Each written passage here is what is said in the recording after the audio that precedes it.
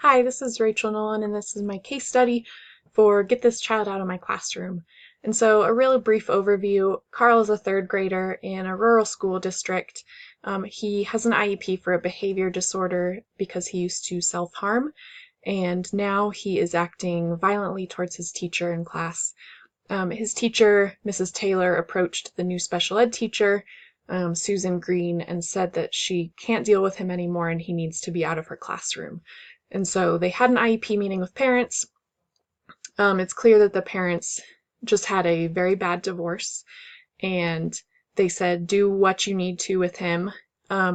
Susan came up with an intervention plan to remove Carl from the classroom when he is acting up, and Mrs. Taylor really wanted him out of her classroom entirely.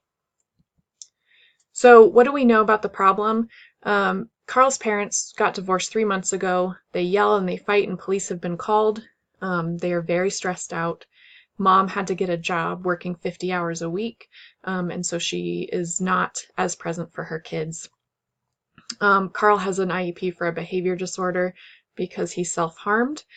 His older siblings also have problems of their own. They're seeing counselors at their schools, and his brother's on Ritalin. His mom brought that up in the IEP meeting, saying that she might just give Carl his brother's Ritalin, which is concerning. Carl is only acting aggressively towards adults, and particularly his teacher, Mrs. Taylor, but his behaviors are disruptive in general to his whole class.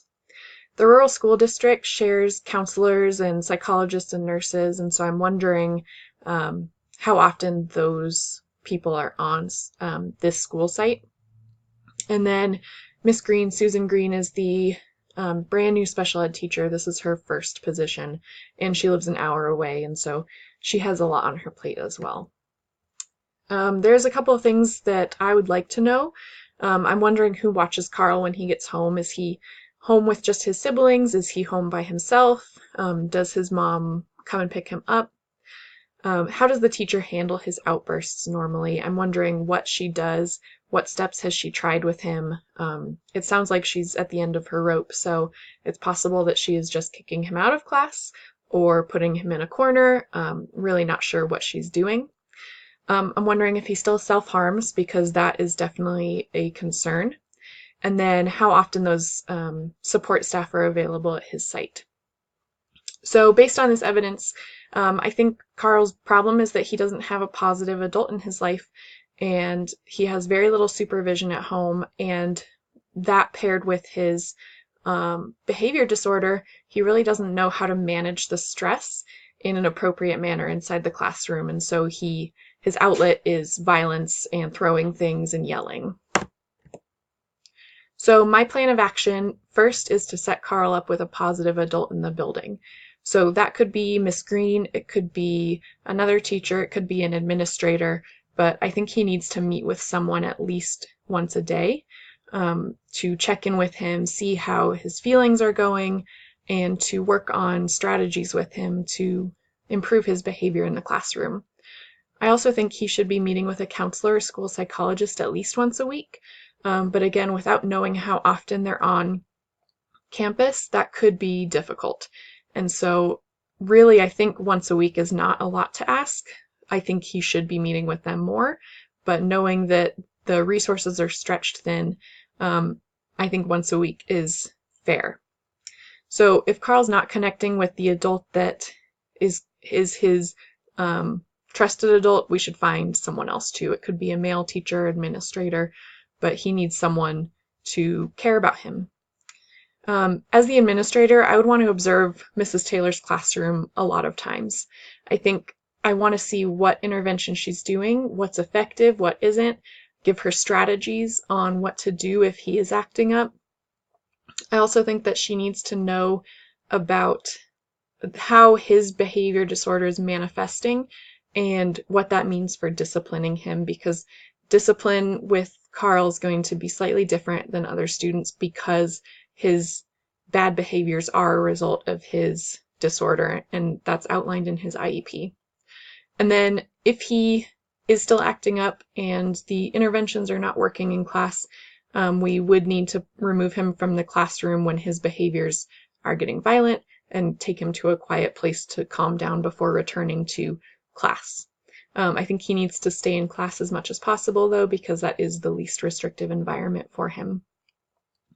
And then lastly, I think Carl should be in some sort of after-school care or club or sport, because he goes home and home is a very stressful place for him, and he's probably without adult supervision for several hours after school. I really would like him to stay at school, be with positive adults and his peers, have a fun place to go, or a place to work on homework, just something that is safe and calming for him, as opposed to his home, which is stressful and unsupervised. I think checking in with parents to see if this is a possibility is going to be really important, because obviously it works with their pickup schedules, their work schedules, and budgetary concerns if the school doesn't offer a free after-school care. And then I would ask Carl about his interests. What kind of sports and clubs does he want to do? What is he interested in? If there isn't a club at school for that, maybe we could start one. Just getting him a positive friend group is going to go a long way. So resolution of the issues, I think providing counseling and positive adult role models is going to reduce his stress. It's going to let him know that he has adults on his side that'll listen to him and care about him. And then his outbursts should lessen over time, I hope. Observing Mrs. Taylor's class, I think, will show her that she is supported by administration, that she's being listened to, and that we are working to help her. If no one ever comes to observe her class, I think she'll think that she's on her own and she will give up. And so Mrs. Taylor really needs to know that we're on her side there. And then giving her positive strategies will help all the students in class, because it should ease those tensions in class. And then enrolling Carl in an after-school program or club is going to build those positive relationships that he seems to be really craving.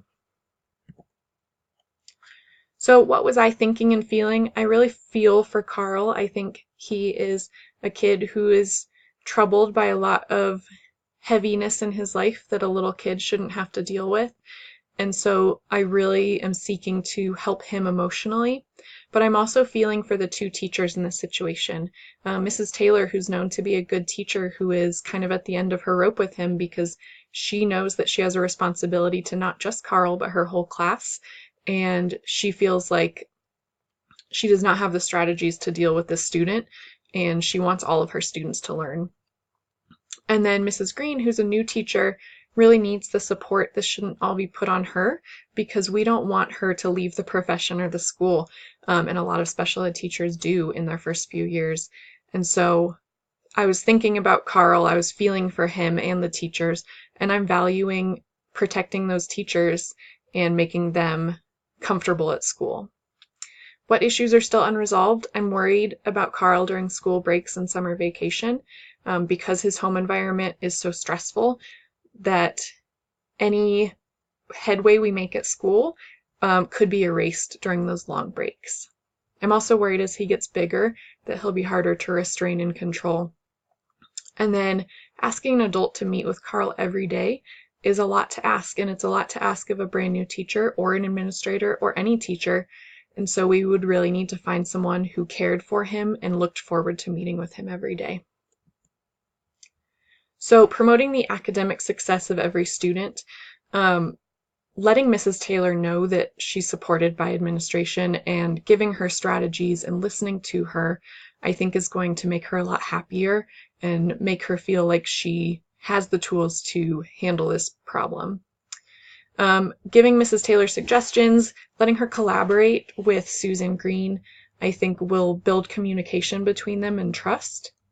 And then removing Carl from the classroom when necessary, I think is really going to help the rest of the students learn, because at some point there's not much else we can do except remove him and continue on with the lesson while another adult handles Carl and lets him cool off and then returns him to the classroom. Promoting the personal well-being was really my goal here. Getting Carl to be happy at school, because he's clearly not happy at home, is my overall goal. So getting him a positive adult role model, getting him involved in activities that he is going to make friends, and reducing his stress levels is going to help him, and in turn it's going to help the rest of his classmates because they don't have to feel stressed in class when Carl is throwing things or yelling at the teacher or having an outburst. And then finally, enhancing instructional capacity for the whole school. I think giving Mrs. Taylor suggestions on how to help with Carl, she really has a lot more in her bag of tricks, as we call it. And then she'll feel more empowered to deal with a difficult child currently and in the future. And then educating her and the other staff members about manifestation determination, letting her know that disciplining Carl is not going to be the same as disciplining another student because he has a behavior disorder, and that would be like disciplining a deaf student for not being able to hear.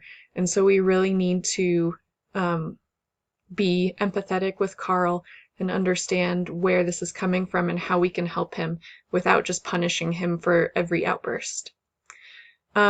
Stepping in to help Susan Green, I think, is really important because we don't want her to get so overwhelmed that she leaves the school or leaves the profession.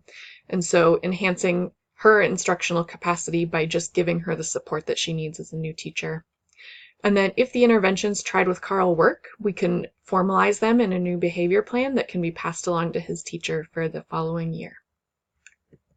And so I'm hoping that all of those things would work with Carl. Obviously, we would try it out. This is a response to intervention. Try it out. If it doesn't work, come back, formulate a new plan. But I really think addressing his overall emotional needs are going to go a long way in solving this problem. All right, thanks.